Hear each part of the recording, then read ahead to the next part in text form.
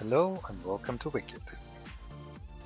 Do you know the feeling when you browse the internet for inspiration or you watch a customizing video and the idea of creating something similar gets stuck in your head? Yeah, that's pretty much what happened to me after watching Dollightful's Tokidoki Mermicorno inspired Mermaid Cora video for the first time. I will leave the link to her YouTube channel and her amazing creations in the description box below. If you were to transform a Mermicorno into a doll, which one would you have chosen? Okay, Catherine, you got me already.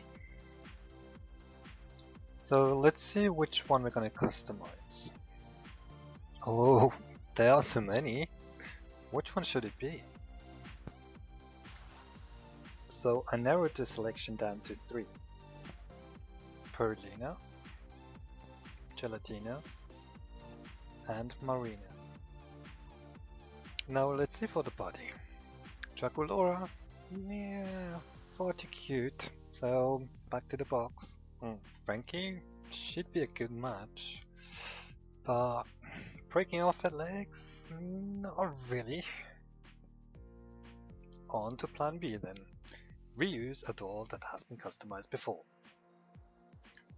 For my very first Monster High repaint, I used a Create a Monster Laguna Bluish. And no legs to break off, yay! So time to do some sketch work. Even though I will be repainting her face off camera, let's enjoy this for a second. Let's get to work. First you want to roughly outline the shape of the tail you want to make and create a wireframe. Make sure it's sturdy enough to hold poses later on. I used some copper wire here as it was the only one I had on hand. The idea is to keep a hip articulation intact, so I'll wrap some wire tightly around the existing joints.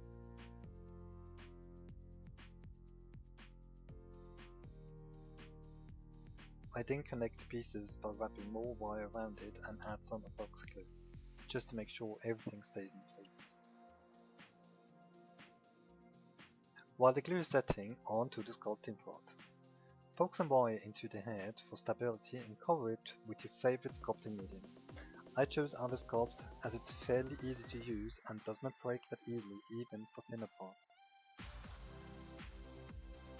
I use water to smooth things out.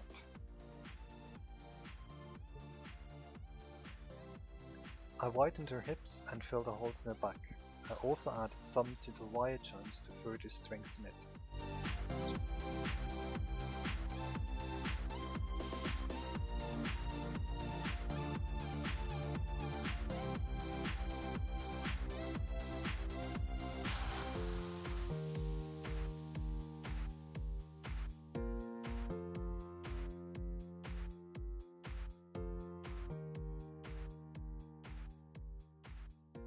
I also added some epoxy to her upper chest. Once you're happy with it, let it cure for 24 hours, then sand everything down. I also sanded down the unsightly seam lines on both sides of the body. Wipe off the remaining dust and crack out your acrylics. On the first pass I only covered the newly sculpted parts. Once this is fully dried, I lightly airbrush the body to match the plastic with the acrylics. I also added some blushing with pastels, off camera of course, and then sealed it with MSC.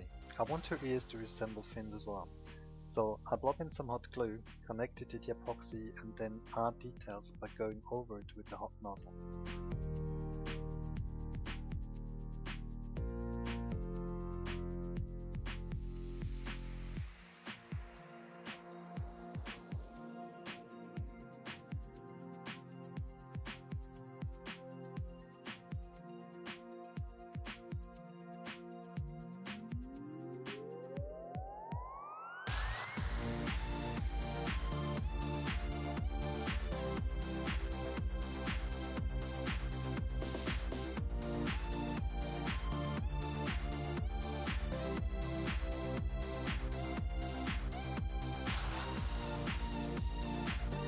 For the fins and the fluke, it's pretty much the same procedure.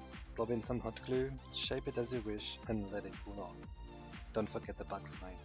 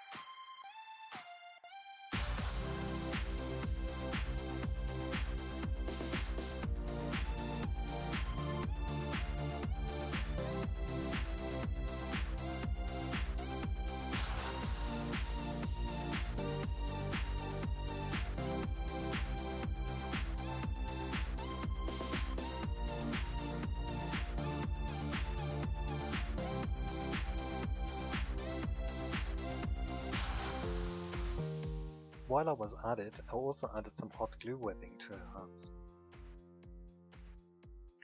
Here you go, all fins done. Pretty.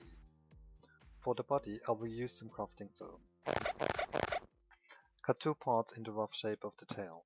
Glue it together, let it dry and get your scissors out.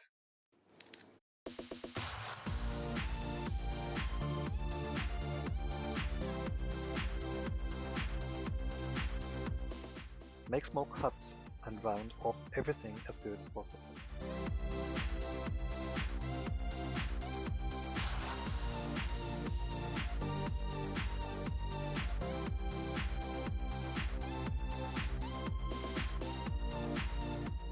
Does it pose?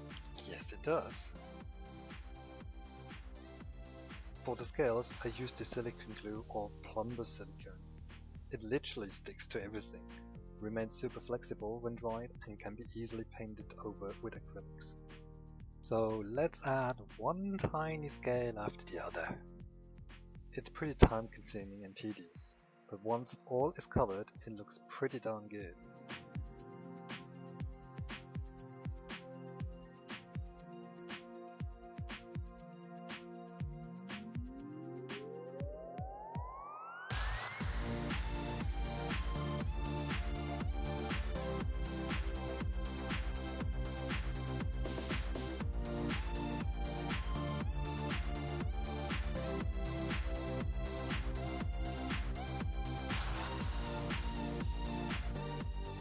I also extended the scales to her lower body to have a smooth transition.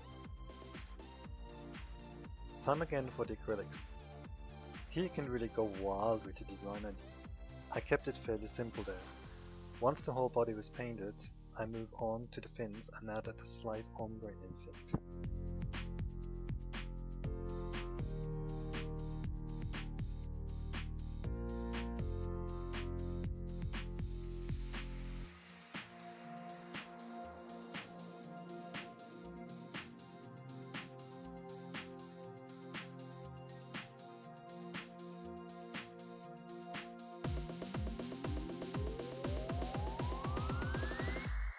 To give it some more sparkle, I mixed some Pearlex powder with glossy varnish to seal everything.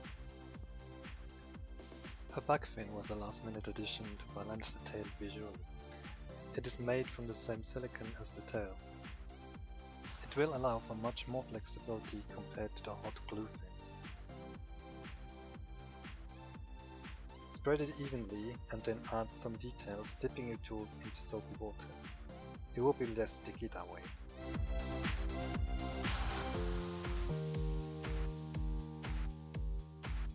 Then glue it to the back using more silicone. To make sure that it stays in the upright position, I fixed it between head pins and added more silicone for good measure.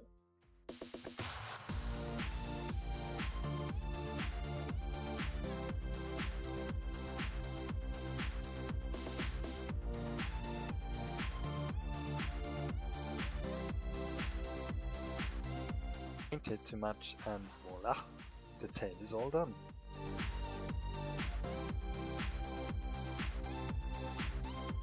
Let me know what you think in the comments down below.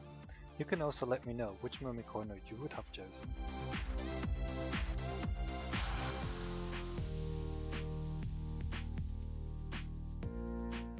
Don't forget to like, share and subscribe and hit the notification button so you won't miss any new videos.